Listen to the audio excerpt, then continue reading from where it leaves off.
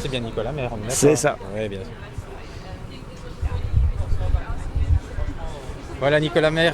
Mais quelle journée pour la FDJ avec ce succès de Cavalli. Marie nous racontait qu'en plus elle ne se sentait pas bien pendant la course.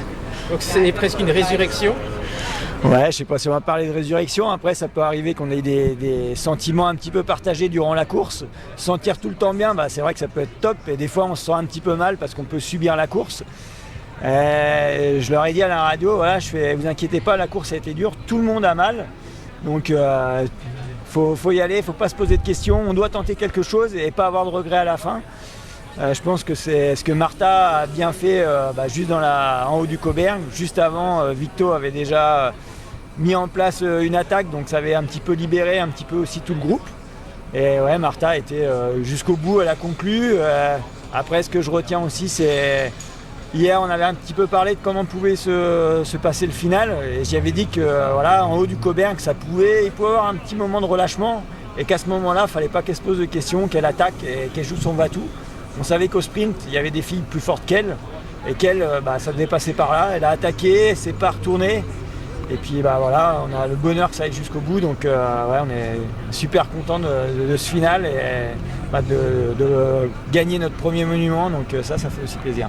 Et comment vous avez vécu ça de l'intérieur, dans la voiture? Le dernier kilomètre, ça devait être la folie. Le dernier kilomètre, ouais, ça a été beaucoup d'encouragement pour Martha, la pousser pour qu'elle sente qu'on était derrière elle. Surtout, je voulais pas qu'elle se retourne derrière pour juger l'écart. Une fois qu'elle avait attaqué, sa seule mission, c'était de rejoindre la ligne d'arrivée le plus vite possible et qu'elle soit concentrée là-dessus et pas sur ce qui se passe derrière.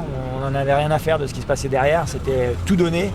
Donc je l'ai poussé pour avoir un petit peu le retour d'autres filles. Elles m'ont dit apparemment j'avais bien fait monter la pression à ce moment-là. Donc si ça a pu l'aider pour qu'elle puisse lever les bras, j'en suis juste heureux.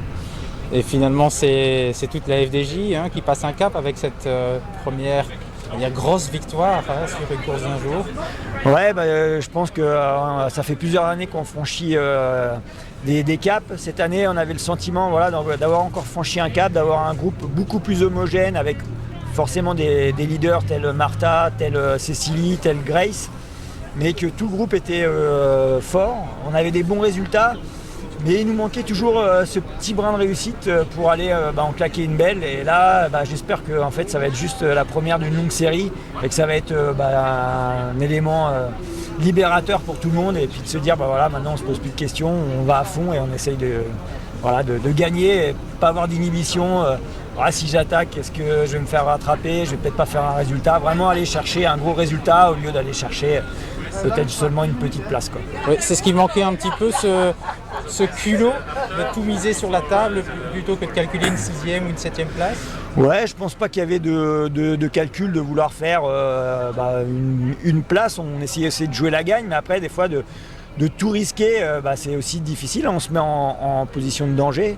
Donc là, de voir que on peut tout tenter et puis peut-être elle aurait pu se faire rattraper et faire 10, 11e, personne ne s'en souviendrait, et que elle va gagner très belle course World Tour et ça lui ouvre d'autres portes. Donc ça, je pense que ça va être un élément déclencheur pour toute l'équipe et qui va faire du bien à tout le monde, quoi. Merci beaucoup.